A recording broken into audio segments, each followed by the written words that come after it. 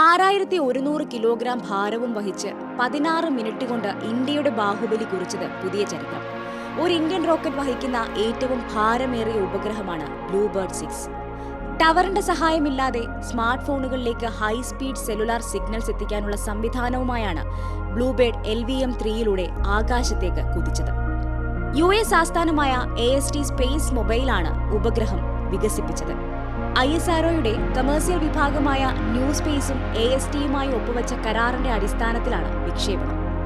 ചരിത്ര ദൗത്യം വിജയമായതോടെ ഇനി കാണാൻ പോകുന്നത് വാണിജ്യ വിക്ഷേപണ രംഗത്തെ ഇന്ത്യൻ കുതിപ്പാണ്.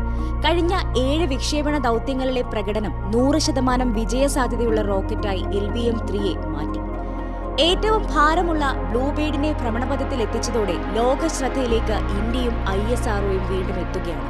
SpaceX പോലുള്ള വൻകിട ഏജൻസികളോട് മുഖാമുഖമായിരിക്കും ഇനി ഇന്ത്യയുടെ മത്സരം.